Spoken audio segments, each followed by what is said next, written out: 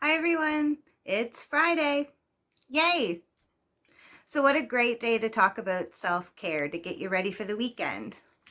So this week I was going to bring some sexual self-care tips into the video, but I'm going to do a short sexual self-care video next week. So look out for that. So parents, if kiddos are watching, this is a safe video.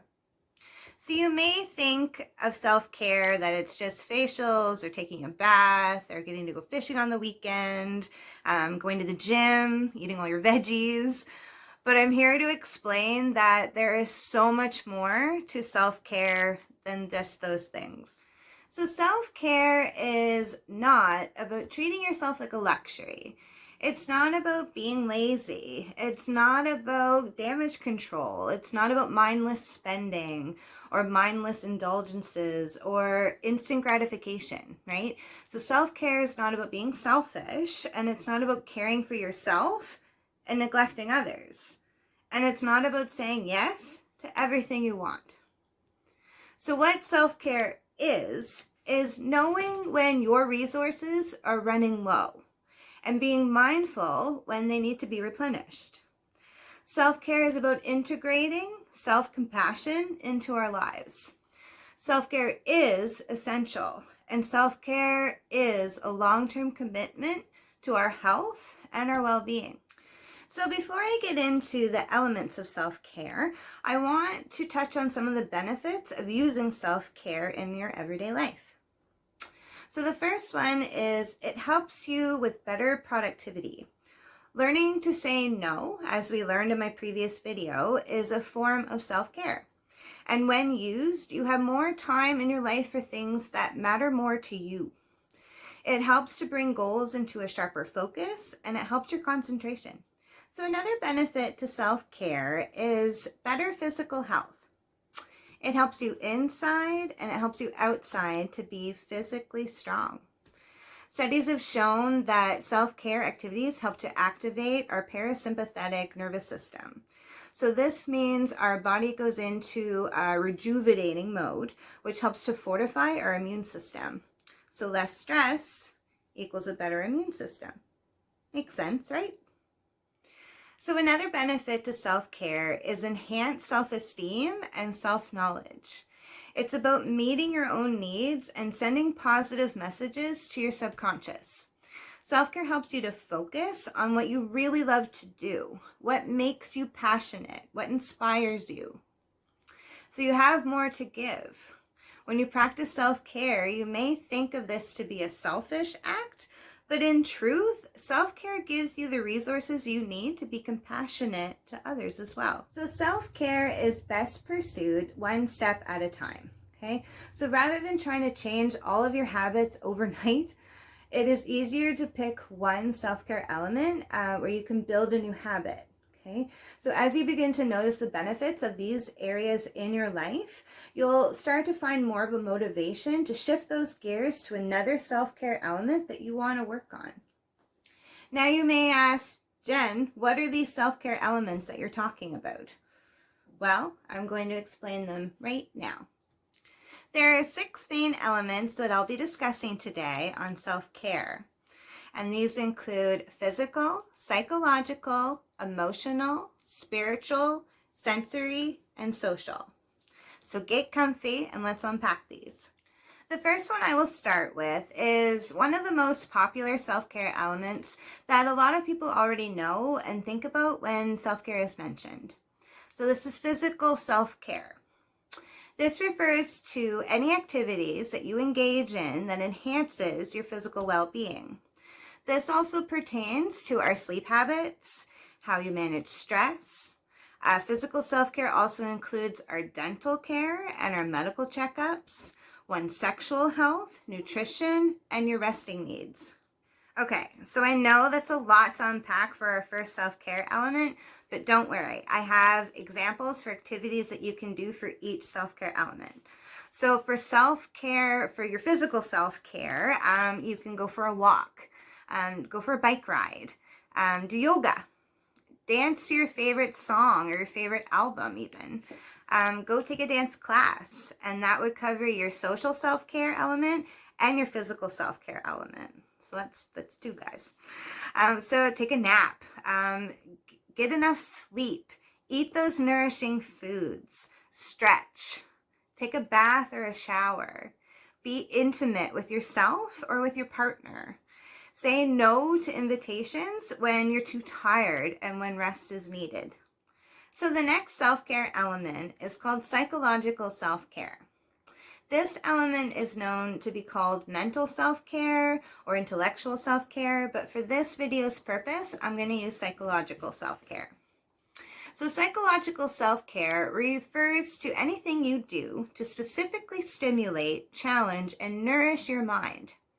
And this helps to cultivate a healthy psyche. And that involves personal growth and continuing to learn and educate oneself.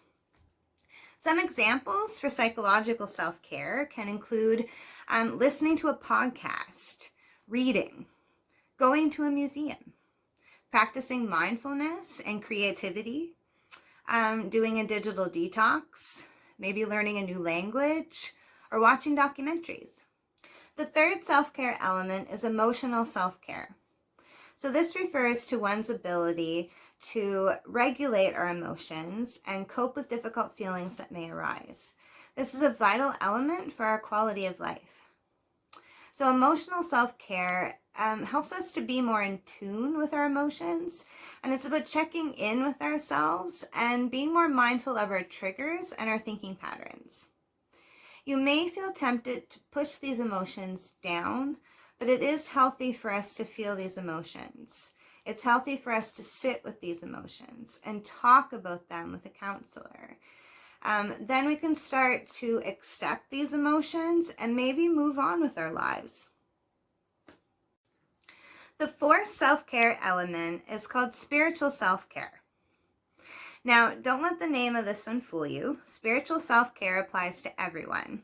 Whether you are religious, atheist, agnostic, or otherwise, practicing spiritual self-care is more about getting in touch with your own values and what really matters to you. You can include a practice that nurtures your personal passions. So some examples to do for spiritual self-care would include creating a mindfulness practice in your everyday life, okay? Walking in nature, reflecting on the beauty that is around you. Reflect about that in a journal or by going on retreats with other people. You can also do this by engaging in prayer or attending a worship service of your choosing, volunteering for a cause that you care about, doing yoga, creating a vision board of something that inspires you. Use music to reflect, or art or writing. Be creative, okay? So read poetry, make a list of things that make you feel grateful. Say affirmations that ground your sense of self and purpose, or spend some time alone. So the fifth self-care element is called sensory self-care. And this involves being able to tune in to details of sensations around you. This also helps to live in the present moment. So sensory self-care is all about helping to calm your mind. Okay? So this involves being mindful of all your senses: touch, smell, sound, and sight. And most of us are more in tune with one sense more than the others. So it's learning to focus on what sense is more prominent for you. So examples of sensory self-care include elements of at least one sense, but often there's more senses involved, right? So being mindful of the water on your skin when you're swimming or taking a bath or a shower. Being mindful of the movements of your own breath. So when you're resting or even after an activity, just being mindful of that breathing. Lying down and listening to music with your eyes closed. Okay. Maybe having a piece of chocolate or something sweet or salty and noticing that sensation on your tongue. Watch a candle or even a campfire. Watch that fire that's bouncing around. Give a massage with essential oils. Cuddle under a soft blanket. or sit in the sun and notice the heat on your skin, with sunscreen, of course. So the last self-care element that I will touch on is called social self-care. Now, this self-care element is going to look a bit different for introverts compared to extroverts, because this is due to the reason of our comfort levels when we're in social situations and how much they differ. Okay, so connection is a vital element for us all, and social self-care helps to combat that loneliness and isolation. This involves having a supportive network of individuals that you can turn to when you need support or guidance or just someone to talk to. So it helps create a sense of belonging and acceptance as well.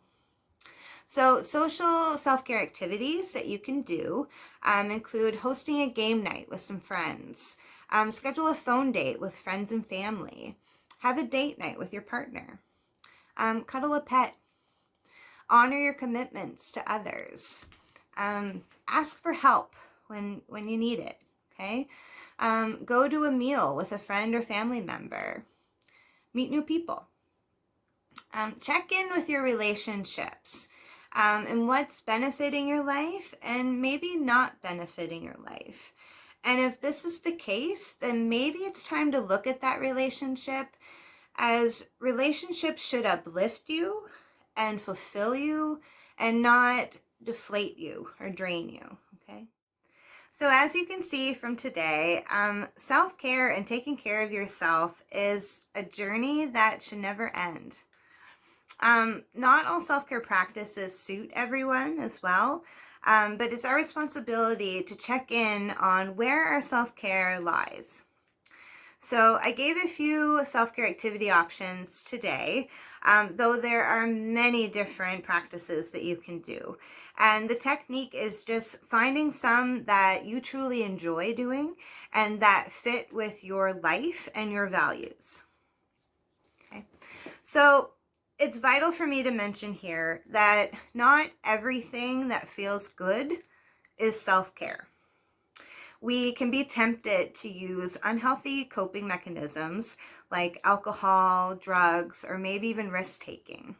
And these self-destructive activities may help us to regulate our challenging emotions at the time, but the relief is only temporary and not a long-term coping mechanism. The difference between unhealthy coping mechanisms and self-care activities is that self-care activities are irrefutably good for you.